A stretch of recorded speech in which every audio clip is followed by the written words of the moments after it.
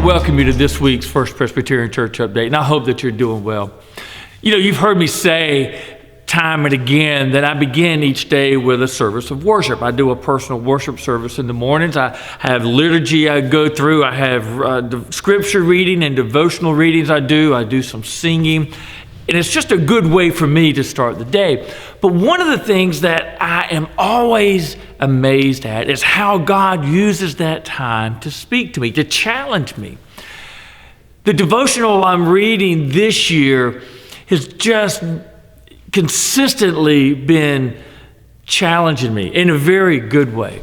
And I think the thing today, it was challenging me to look at the things that I enjoy doing and where I invest my time. So how much time do I spend and invest in woodworking? How much time do I invest in other hobbies, taking pictures or watching TV or reading or anything like that? How much time each week do we spend in these other pursuits of life?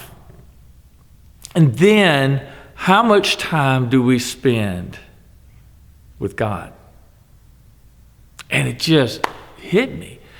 And I always thought that I spent a good amount of time each day nurturing and nourishing my faith and trying to grow. But there's something about that challenge it put just really hit me today. So I'll put that out to you. I know I didn't do it justice, as kind of justice that the original reading did, but look at all the ways that you commit your time to things that are important to you. And then also look at how much time you spend regularly, daily, committing and dedicated to God. And again, for me, it was very eye-opening. And so I encourage you there. Well, I want to just share this past Sunday. Angela and I had the pleasure of starting working with the children and youth, and we had, I think, 4 children and 3 or 4 youth that show up. We had a good time. I think everyone enjoyed it. We played some games. We talked about the depth of God's love, and then we broke bread together. The 2 groups meet separately, but they shared a meal. And the schedule that we're going with is that the youth will meet twice a month and the children will meet once a month. And so be on the lookout for that. If you've got children or kindergarten through 5th grade, or if you've got youth 6 to 12, be on the lookout for things that are going on.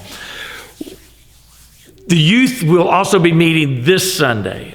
We're trying to get on a little bit different schedule with them. And so they're going to meet this Sunday. We're going to meet at 5:45 at San Juan Mexican Restaurant. We tried to do this a couple of weeks ago, but schedules just didn't allow for that. There's too many conflicts. So I hope that if you've got youth or your grandchildren or anything, I hope that they will come and join us for that. We'll have a good time. We've got some things planned. So we're going to eat together, certainly. We're going to talk and visit, but we also got some activities and things that I think will be enjoyable. We're getting ready to relaunch the newsletter. When we used to do a weekly newsletter, and then when Karen left, that was one of the things we had to set aside to focus on some other things. So we're getting ready to redo that. Should be one going out later today as you're seeing this video. One of the things we need your help with, if there's things that need to be in there, you need to let us know. Be sure you check out the birthday list. We're having to recreate this list, so it may or may not be up to date or accurate. So let us know if there's anybody that's missing or anything like that, and we'll apologize right now if a name is missing, but again, we're having to recreate that list.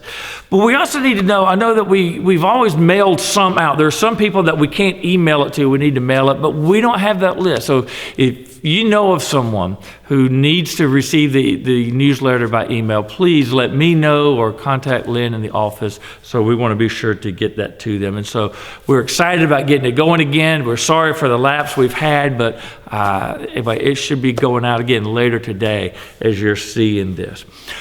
Well, this coming Sunday, we're continuing in our sermon series, First Century Message for 21st Century Christians. We're winding down. We've only got couple of weeks left. I think there's 3. We've got Sardis, and then we've got to Philadelphia and Laodicea after that. So this week we're going to be looking at Revelation 3, verses 1 to 6. This is the letter to the church in Sardis. I hope that you'll join us. Hope that you'll either join us in person. If you do, let me again encourage you to wear your mask as you're coming in and going out, so that we can help protect one another.